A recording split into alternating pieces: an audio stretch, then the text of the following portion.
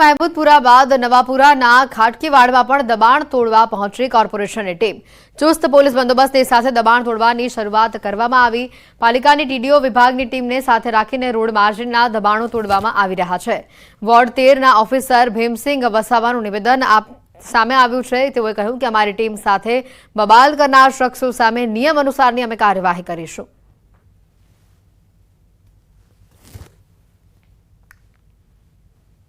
નવાપુરા વિસ્તાર આમ તો સંવેદનશીલ છે જ, પણ જેમ જેમ કમ્પ્લેનો છે ને જે પ્રમાણેની કાર્યવાહી કરવાની છે એ હાયર લેવલથી જાણ કર્યા મુજબની એની અમારી કામગીરી હાલમાં ચાલુ છે ખાટકીવાસની અંદર।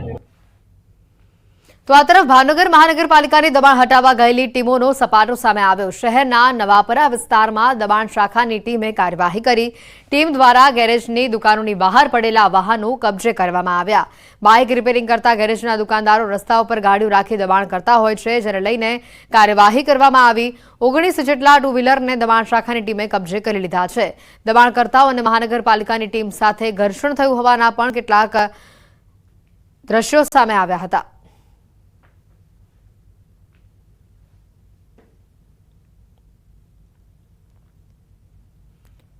મોરબીના ખાખરેચરી ગામે ખેડૂતો દ્વારા આંદોલન કરવામાં આવ્યું। વીજ કંપની દ્વારા ચાલી રહેલા કામકાજના સ્થળે વિરોધ કરવામાં આવ્યો। પોલીસ બંદોબસ્તની વચ્ચે મોટી સંખ્યામાં ખેડૂતોએ પગપાળા જઈ વિરોધ નોંધાવ્યો। કોંગ્રેસ અગ્રણીઓ પાલ આંબલિયા, લલિત કગથરા સહિતના વિરોધ પક્ષના નેતાઓ પણ ખેડૂતો સાથે આ વિરોધમાં જોડાયા હતા। ખેડૂતોના વિરોધને લઈને માળિયા તેમજ મોરબી જિલ્લા પોલીસ દ્વારા ચુસ્ત પોલીસ બંદોબસ્ત ગોઠવી દેવાયો છે। મહત્વનું છે કે ખેડૂતોનો વીજ કંપની પાસેથી વળતરને લઈને છેલ્લા ઘણા સમયથી વિરોધ જોવા મળી રહ્યો છે।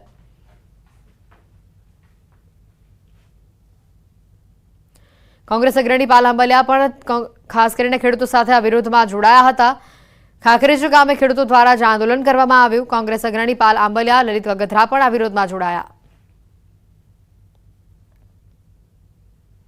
જૂનાગઢથી સમાચાર છે। ગૌચરની જમીન ખુલ્લી કરાવવા માલધારી સમાજ લાલઘુમ છે। પોતાના માલઢોરને લઈ પહોંચ્યા ભેંસાણ તાલુકા પંચાયત ઓફિસે। માલધારી પોતાના માલઢોરને લઈને તાલુકા પંચાયત કચેરીએ ઉપવાસ પર બેઠા છે। તાલુકા પંચાયત કચેરીના ગ્રાઉન્ડમાં માલધારીઓએ પોતાનો ઢોર ઢાખર છૂટા મૂકી દીધા હતા। માલધારી સમાજ દ્વારા આવેદનપત્ર આપી સરપંચ સામે એક્શન લેવાની માંગ કરવામાં આવી છે।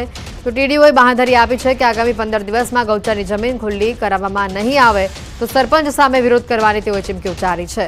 1 મહિના પહેલા પણ માલધારી સમાજને આશ્વાસન આપવામાં આવ્યું હતું, ત્યારે ફરી એક વખત ખાતરી મળતા આંદોલન મોકૂફ રાખવામાં આવ્યું છે।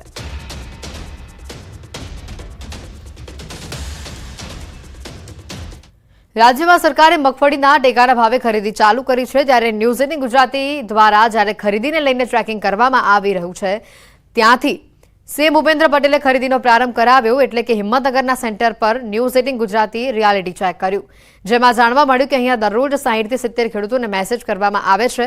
અહીંયા ખેડૂતોનો સમય પણ વેડફાતો નથી, તેમજ પેમેન્ટની પણ ઓનલાઈન વ્યવસ્થા અહીંયા કરવામાં આવી છે। ખેડૂતોએ જણાવ્યું કે અહીંયા કોઈ પણ પ્રકારની સમસ્યા સર્જાતી નથી। ખેડૂતો પાક વેચીને સમયસર ઘરે પણ પહોંચી જાય છે અને ભાવ પણ સારા તેઓને મળી રહ્યા છે।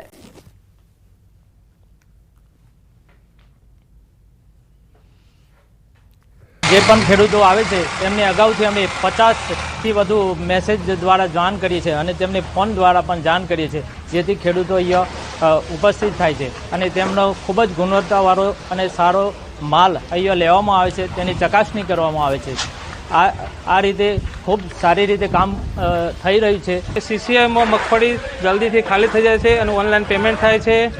આ બધું સીસીઆઈમાં ફાયદા વધારે છે। અહીંનો સ્ટાફ પણ સારો છે અને કામ પણ સારું થાય છે। ભાવે માર્કેટમાં 1100-1200ના ભાવ પડે છે, અહીંયા સીસીઆઈમાં 1355ના ભાવ મળે છે।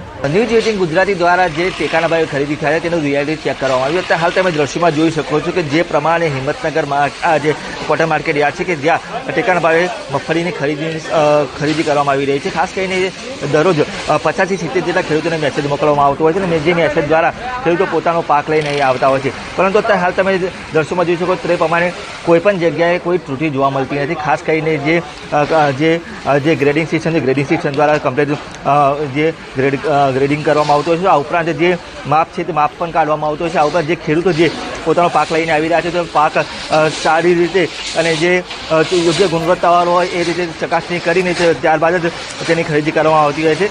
અને અહીંયા હજુ સુધી કોઈ પણ પ્રકારની તૂટી જોવા મળી નથી. તમે દ્રશ્યોમાં જોઈ શકો છો કે જે 50 થી 70 જેટલા ખેડૂતોને મેસેજ કરવામાં આવતો છે અને લાઇનસર એક ગાડી મૂકવામાં આવતી હોય છે, જે ખેડૂતોને માત્ર અડધો કલાકમાં જ પોતાનું કામ નીકળી જતું હોય છે. એટલે કે કહી શકાય કે જે ખેડૂતોનો જે સમય છે, સમયનો બગાડ પણ થતો નથી. આમ અન્ય માર્કેટ જે ઓપન માર્કેટ યાર્ડમાં જઈએ તો તેમને ભાવ પણ પૂરતો મળતો નથી, પરંતુ સરકારના ટેકાના ભાવ જે બાંધેલા છે એમાં એમને વધુ મળી રહ્યા છે. ખાસ કરીને અહીંયા આ જગ્યાએથી જ મુખ્ય પ્રજાને જે ટેકાના ભાવથી ખરીદની શરૂઆત કરવામાં આવી હતી અને ત્યારથી જ આ માર્કેટ યાર્ડ અત્યારે હાલ તો ધમધમી રહ્યું છે. મોટા પ્રમાણમાં જે ખેડૂતો છે પોતાનો પાક લઈને વેચવા આવતા હોય છે, જે ભાવ પડતો હોય છે તેમના કારણે ખેડૂતોમાં અત્યારે હાલ તો ખુશી જોવા મળી રહી છે.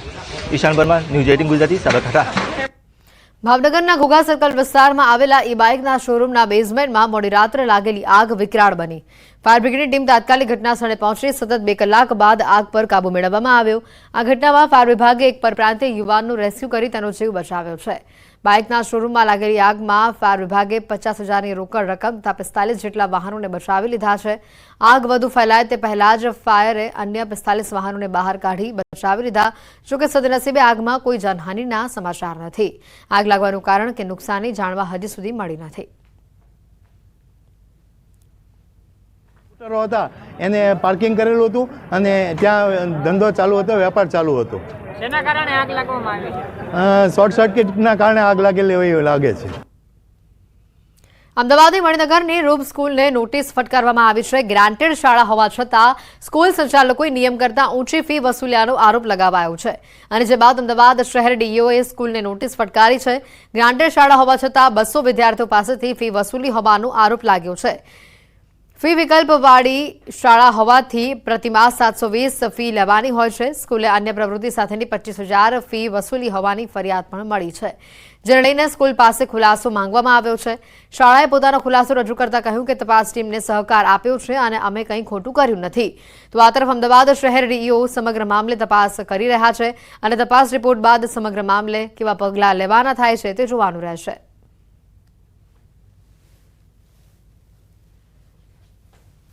એમને કીધું કે 25,000 લઈએ છે, તો એની ઇન્ક્વાયરી માટે એ લોકો આવેલા ડીઓ સાહેબના ત્યાંથી અને મારા અહીંયા પેરેન્ટ્સને અને સ્ટુડન્ટને પણ પૂછી લીધું છે એમને.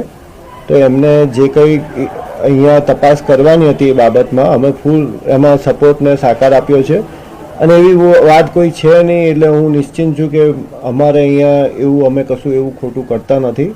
કે વાલીઓના પણ અમે અત્યારે જે છે એ પ્રતિભાવ લઈ રહ્યા છીએ અને ખાનગી રીતે એની તપાસ ચાલુ છે. નોટિસ તો એ જ દિવસે આપી દીધી હતી. નોટિસ આપી, ખુલાસો માગ્યો, સંસ્થાએ ખુલાસો રજૂ કર્યો, એમાં એઓએ એમનો બચાવ કર્યો છે. એટલે વધુ તપાસની જરૂર લાગી કે ખરેખર હકીકત શું છે. એટલે હકીકત આવેથી આ વિશે હું આપને કહી શકીશ. અત્યારે અમારી તપાસ ચાલુ છે. બનાસકાંઠા વાવ વિધાનસભા પેટા ચૂંટણીની શનિવારે મતગણતરી હાથ ધરવામાં આવશે. 321 બૂથોની 23 રાઉન્ડમાં હાથ ધરાશે મતગણતરી. વાવ વિધાનસભા પેટા ચૂંટણીમાં 10 ઉમેદવારોના ભાવિ ઈવીએમમાં કેદ થયા છે. આવતીકાલે જગાણા એન્જિનિયરિંગ કોલેજ ખાતે મતગણતરી હાથ ધરવામાં આવશે. મતગણતરીને લઈને તંત્ર દ્વારા તમામ તૈયારીઓને આખરી ઓપ આપવામાં આવી રહ્યું છે.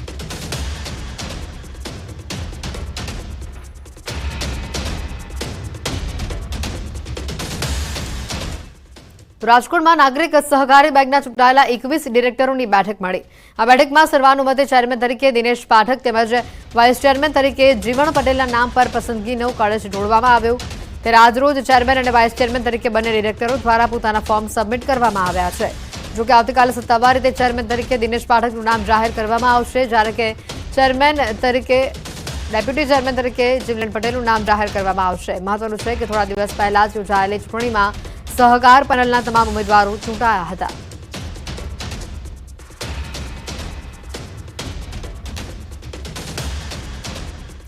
આજે નોમિનેશન ફોર્મ ભરવાનું તારીખ હોય, ટાઈમ હોય, અત્યારે અમે લોકોએ બધા જ ડિરેક્ટરોએ અમારા વડીલોનું જે માર્ગદર્શન મળ્યું એ મુજબ સર્વાનુમતે અમે લોકોએ ચેરમેન તરીકે દિનેશભાઈ પાઠક અને વાઇસ ચેરમેન તરીકે જીવણભાઈ પટેલ, કે જેને જીવણ કાકા તરીકે ઓળખીએ છીએ, આ બંનેની અમે સર્વાનુમતે પસંદગી કરી છે. સુરતના સચિન વિસ્તારમાં બની સ્પર્ધાત્મક પરીક્ષાની તૈયારી કરતા યુવકે આપઘાત કરી લીધો છે। આ ઘટનાથી ચકચાર મચી ગઈ છે વિસ્તારમાં। આઈપીએસસીની પરીક્ષામાં એક માર્કથી ફેલ થતા શુભમ ત્રિપાઠીએ 7મા માળેથી કૂદીને પોતાનું જીવન ટૂંકાવ્યું। સચિન જીઆઈડીસીમાં આવેલા નીલકંઠ હાઇટ્સ એપાર્ટમેન્ટમાં ઘટના બની છે। પરીક્ષામાં નાપાસ થવાથી શુભમ થોડા દિવસથી તણાવમાં હતો। સચિન જીઆઈડીસી પોલીસે ઘટનાસ્થળે પહોંચી આગળની કાર્યવાહી હાથ ધરી। ત્યારે ન્યૂઝ 18 દ્વારા સ્પર્ધાત્મક પરીક્ષાની તૈયારી કરતા વિદ્યાર્થીઓને અપીલ કરવામાં આવે છે કે સ્પર્ધાત્મક પરીક્ષા એ જીવનની અંતિમ પરીક્ષા નથી। વિદ્યાર્થીઓએ ભાવનામાં વહીને પોતાનું અમૂલ્ય જીવન ન ટૂંકાવવું જોઈએ।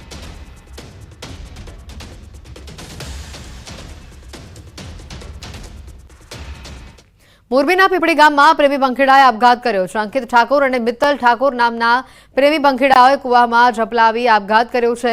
બંને મૃતકો પાટણના વતની હતા અને મોરબીની કેરામીટા સિરામિક નામની ફેક્ટરીમાં તેઓ સાથે કામ કરતા હતા। બંનેના મૃતદેહોને પરિજનોને સોંપી મોરબી તાલુકા પોલીસે આપઘાત અંગે વધુ તપાસ હાથ ધરી છે।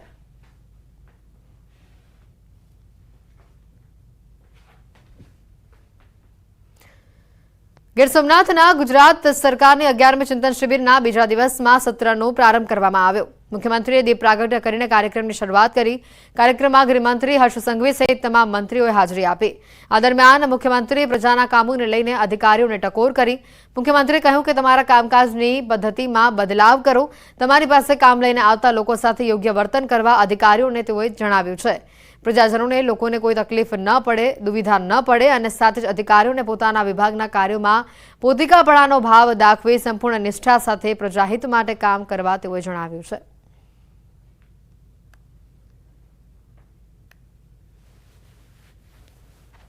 સોમનાથ ખાતે આજે 11મી ચિંતન શિબિરનો બીજો દિવસ છે અને બીજા દિવસની સત્રનો પ્રારંભ થઈ ચૂક્યો છે। ત્યારે હું મારી પાછળના કેટલાક દ્રશ્યો છે તે બતાવીશ, કારણ કે આ જે દ્રશ્યો છે તે ઊંટ સવારીના છે અને આ ઊંટ સવારી છે તેમને હાલ આ જે ચિંતન શિબિર છે અરબી સમુદ્ર કિનારે આ જે સોમનાથ નજીક આવેલો જે વોકવે છે ત્યાં આગળ આ ઊંટો છે 11 ઊંટો છે તેમને લઈ જવામાં આવી રહ્યા છે અને કહેવામાં આવી રહ્યું છે કે આ ઊંટો પર અરબી સમુદ્રના કિનારે ગુજરાતના જે મંત્રીઓ છે, મુખ્યમંત્રી ભૂપેન્દ્ર પટેલ સહિતના જે મંત્રીઓ છે તેઓ આ ઊંટ સવારી કરશે અને અરબી સમુદ્રના કિનારે ઊંટ સવારીની જે મજા છે તે માણશે। જોઈ શકાય છે જે પ્રમાણે આ ઊંટો છે તેમને હાલ અંદર પ્રવેશ આપવામાં આવી રહ્યો છે।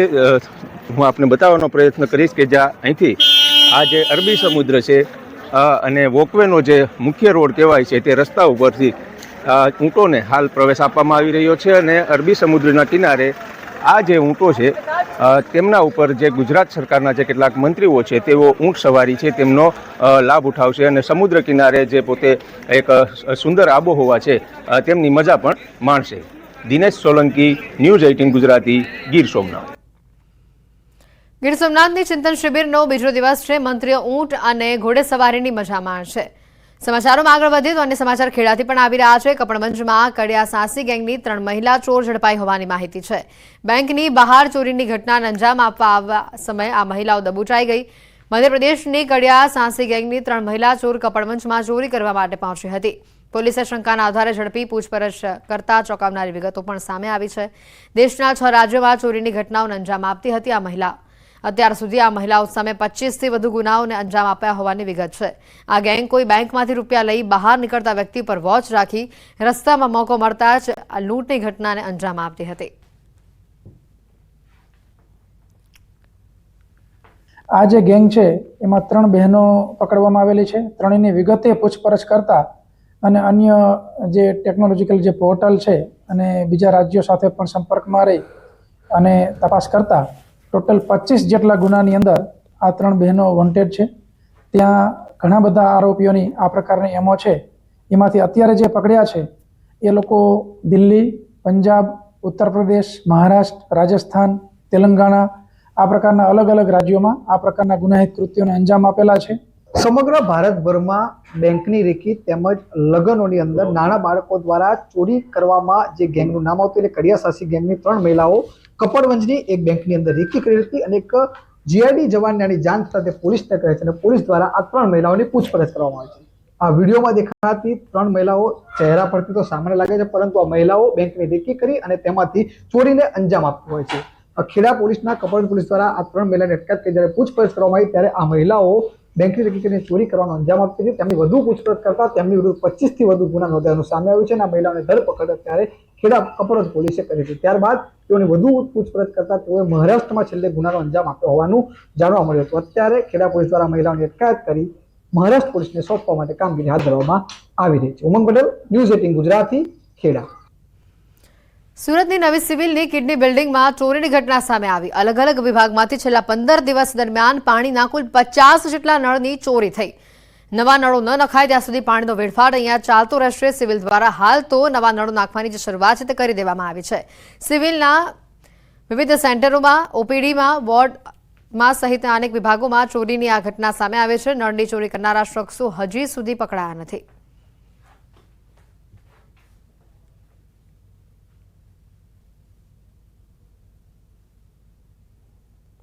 નવી સિવિલની કિડની બિલ્ડિંગમાં અજીબો ગરીબ ચોરી થઈ. નળની ચોરી થઈ. અલગ અલગ વિભાગમાં પાણીના કુલ 50 જેટલા નળની ચોરી થઈ છે. 15 દિવસથી આ પ્રકારની ઘટના અહીંયા સામે આવી રહી છે.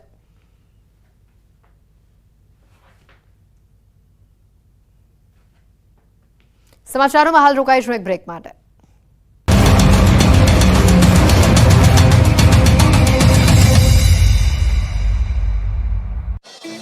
છોટાઉદેપુરના નસવાડી તાલુકામાં ખેડૂતોનો કપાસનો પાક સુકાઈ ગયો. ખેડૂતોનો આરોપ છે કે સિંચાઈ માટે પાણી ન મળતા પાકમાં સુકારો આવ્યો. રામપુરી અને હરિપુરા વિસ્તારમાં કેનાલનું પાણી ન મળતા ખેડૂતોને રાતા પાણીએ રોવાનો વારો આવ્યો છે. રામપુરી અને હરિપુરા વિસ્તારમાં 150 હેક્ટરથી વધુ જમીનમાં ખેતીવાડી થાય છે. ખેડૂતોનો આરોપ છે કે બાજુમાં જે ઢાળિયા કેનાલ છે તેમ છતાં પાણી ન મળતા ખેતરો તરસ્યા છે. ખેડૂતોનો આક્ષેપ છે કે છેલ્લા 8 વર્ષથી આ સમસ્યા છે. નર્મદા નિગમે વ્યવસ્થા તો કરી છે પણ કોન્ટ્રાક્ટરોની મનમાની છે. ઢાળિયા કેનાલો બંધ કરી અને અંડરગ્રાઉન્ડ પાઇપલાઇન નાખી દેવાતા ખેતરો સુધી પાણી નથી પહોંચી રહ્યું. ખેડૂતોનો કપાસ સુકાઈ જતા મુશ્કેલીમાં મુકાયા છે. રાત દિવસની મજૂરી અને વાવેતરનો ખર્ચ પણ માથે પડ્યો છે. ખેડૂતો તંત્ર અને અધિકારીઓને વારંવાર રજૂઆત કરવા છતાં કોઈ નિરાકરણ આવ્યું નથી. ખેડૂતોને પોતાની જમીન હોવા છતાં વર્ષોથી તેઓ ખેત પેદાશ લઈ નથી શકતા. ખેડૂતોએ ચીમકી ઉચ્ચારી છે કે જો તેમની સમસ્યાનું નિરાકરણ નહીં આવે અને સિંચાઈ માટે પાણી આપવામાં નહીં આવે તો અંડરગ્રાઉન્ડ લાઇનોને તોડી નાખવામાં આવશે. આણંદ પાલિકા તંત્રની ઘોર બેદરકારી સામે આવી. શહેરમાં 1 વર્ષ અગાઉ ખોદેલા રોડ રસ્તાઓનું સમારકામ ન કરાતા સ્થાનિકો પરેશાન થઈ રહ્યા છે. વોર્ડ નંબર 3માં રોયલ પ્લાઝાથી લઈ પાણીની ટાંકી વિસ્તારમાં 1 વર્ષ પહેલા નળ સે જળ યોજના અંતર્ગત રસ્તાઓનું ખોદકામ કરવામાં આવ્યું હતું, જેનો 1 વર્ષ જેટલો સમયગાળો થયો હોવા છતાં રસ્તાઓનું સમારકામ નથી કરવામાં આવ્યું, જેના કારણે સ્થાનિકો અને વાહન ચાલકોને પારાવાર મુશ્કેલી વેઠવી પડે છે. રસ્તા પર ખાડા હોવાને કારણે ચોમાસામાં પાણી ભરાવાની સમસ્યા સર્જાય છે, જેના કારણે લોકોમાં અકસ્માતનો પણ ભય રહે છે. સાથે જ પાણી ભરાતા મચ્છરજન્ય રોગચાળો ફાટી નીકળે તેવી દહેશત ફેલાયેલી છે. સ્થાનિકોનો આરોપ છે કે તંત્ર માત્ર કાગળો પર કામગીરી કરતું હોય એમ લાગે છે. વારંવાર રજૂઆત છતાં તંત્રના અધિકારીઓ આંખ આડા કાન કરી રહ્યા છે. 1 વર્ષ થયું છતાં આ સમસ્યાનું નિરાકરણ લાવવાનું અધિકારીઓ નામ નથી લઈ રહ્યા. સ્થાનિકોની માંગ છે કે પાલિકા દ્વારા તાત્કાલિક રસ્તાઓનું સમારકામ કરવામાં આવે, જેથી અહીંના સ્થાનિકો કોઈ પણ મુશ્કેલીનો સામનો કરવો ન પડે. ડાંગ જિલ્લામાં વહીવટીતંત્રે બોર્ડર વિલેજ યોજનામાં જિલ્લાના કુલ 43 ગામોનો સમાવેશ કર્યો. બોર્ડરને અડીને આવેલા સોનુનિયા ગામનો સમાવેશ ન થતા ગ્રામજનોમાં રોષનો માહોલ છે. સોનુનિયા ગામ બોર્ડરને અડીને આવેલ હોવા છતાં પણ અધિકારીઓ દ્વારા વિલેજ બોર્ડરમાંથી કાઢી નાખતા ગ્રામજનોમાં ભારે રોષ વ્યાપ્યો છે, જેને લઈને ગ્રામજનો દ્વારા ટીએસપી આહવા ડાંગને અરજી કરવામાં આવી, પરંતુ તેનો પણ આજ દિન સુધી કોઈ નિર્ણય ન મળતા ગ્રામજનોએ આખરે મીડિયાનો સહારો લીધો. સ્થાનિકોનો આરોપ છે કે તેમનું ગામ ગોટિયામાળ ગ્રુપ પંચાયતમાં આવે છે અને જેમાં 5 ગામનો સમાવેશ છે. 5 પૈકી હુંબાપાડા અને બરમિયાવાડ ગામનો પણ યોજનામાં સમાવેશ કરાયો, પરંતુ સોનુનિયા ગામને યોજનાથી વંચિત રાખવામાં આવ્યું. તેમની જમીનો પણ સરહદને અડીને આવેલી છતાં ગામને બાકાત રખાયું. સ્થાનિકોનું કહેવું છે કે વારંવાર તંત્રને રજૂઆત કરવામાં આવી રહી છે, તેમના ગામનો બોર્ડર વિલેજ યોજનામાં સમાવેશ કરવામાં આવે, પરંતુ કોઈ પગલાં લેવામાં નથી આવ્યા. ગામ બોર્ડરને અડીને આવેલું છે છતાં તેનો સમાવેશ ન કરતા અધિકારીઓ સામે અનેક પ્રશ્નો ઉદ્ભવી રહ્યા છે. ત્યારે હવે સ્થાનિકોએ ચીમકી ઉચ્ચારી છે કે જો 15 થી 20 દિવસમાં બોર્ડર વિલેજ યોજનામાં તેમના ગામનો સમાવેશ નહીં કરવામાં આવે તો કલેક્ટર કચેરીનો ઘેરાવ કરવામાં આવશે. સુરત શહેરમાં કેવાયસીને લઈને સ્થાનિકોને ભારે હાલાકીનો સામનો કરવો પડી રહ્યો છે. ત્યારે શહેર કોંગ્રેસ દ્વારા કેવાયસીની સમસ્યાને લઈને અનોખો વિરોધ નોંધાવ્યો.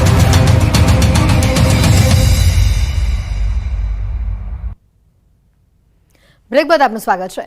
અમદાવાદની ખ્યાતિ હોસ્પિટલ દ્વારા અનેક ગામોમાં કેમ્પ કરીને છેતરપિંડી કરવામાં આવી. અમદાવાદના પીનાણા ગામમાં પણ ખ્યાતિ હોસ્પિટલ દ્વારા એક કેમ્પ કરવામાં આવ્યો હતો.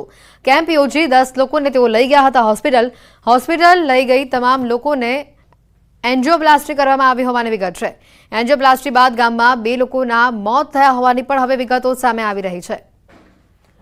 આ અંગે વધુ માહિતી મેળવીશું. સંવાદદાતા સંજય અમારી સાથે સીધા અહીંયા જોડાઈ ચૂક્યા છે.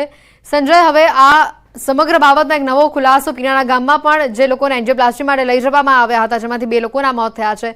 શું કહી રહ્યા છે આ ગામના લોકો અને વધુ માહિતી શું છે?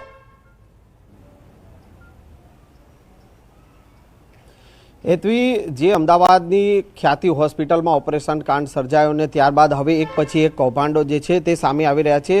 હાલ હું આપને દ્રશ્ય બતાવીશ કે અમદાવાદના પીરાણા ગામના લોકો જે છે 10 લોકોના જે છે કેમ્પ એક અહીંયા પીરાણા ગામમાં 1 વર્ષ અગાઉ કર્યો હતો ને 10 લોકોને તેઓ કેમ્પ કરી અને તેઓને લઈ ગયા હતા ત્યાં હોસ્પિટલ સારવાર માટે.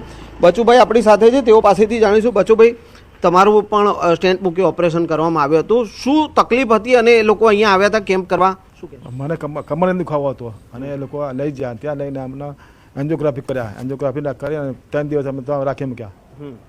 ત્યાં એ લોકોએ તમને શું જણાવ્યું કે તમને શું તકલીફ છે અને ઓપરેશન કરવું પડશે? એ લોકો કશું ને ચેક કરીને ડાયરેક્ટ ઓપરેશન કરી દીધું મને એ રીતે. ઓકે, અચ્છા, આયુષ્માન કાર્ડ હતું તમારી જોડે કે એ લોકોએ કાઢ્યું? આયુષ્માન કાર્ડ એ લોકો જ બનાવેલું હતું અને પાછું આલ્યું નહીં મને. અને કેટલા દિવસ પહેલા એ લોકો કેમ્પ માટે આવ્યા હતા અને પછી અગો વાત એક દાડ 1-2 દિવસ. આ વિનોદભાઈ પણ જે હેતવી આપણી સાથે, વિનોદભાઈનું આ દ્રશ્ય જે ફાઇલ જે છે અને ફાઇલમાં તેઓને જે અહીંયા બ્લોકેજ બતાવી અને એમને પણ કમરનો દુખાવો હતો અને બ્લોકેજ બતાવી અને ઓપરેશન કરી દેવા. વિનોદભાઈ, શું કહેશો? હા, કમરનો દુખાવો હતો. પછી આગલા દિવસે આવ્યા, બીજા દાડ ગાડીમાં લઈ ગયા અમને અને તો ટ્રેનમાં મૂકી દીધું.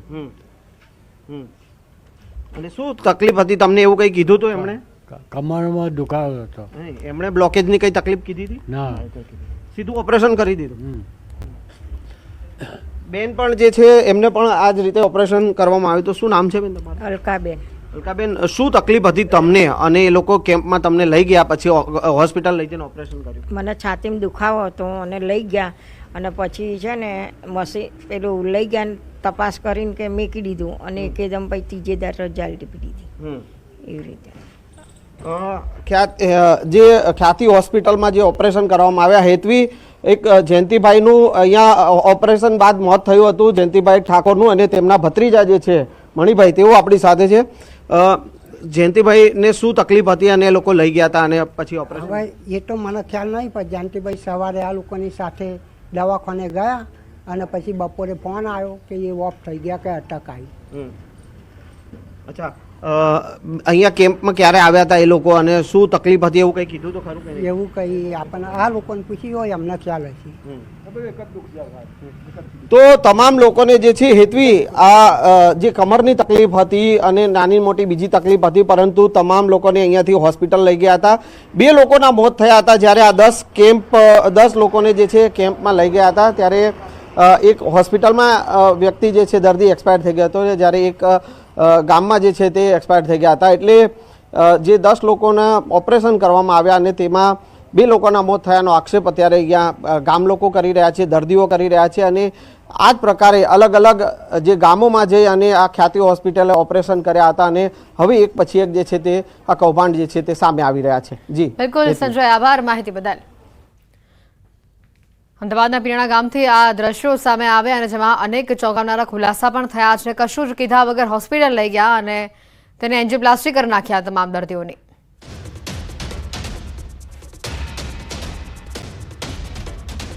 બુલેટિનમાં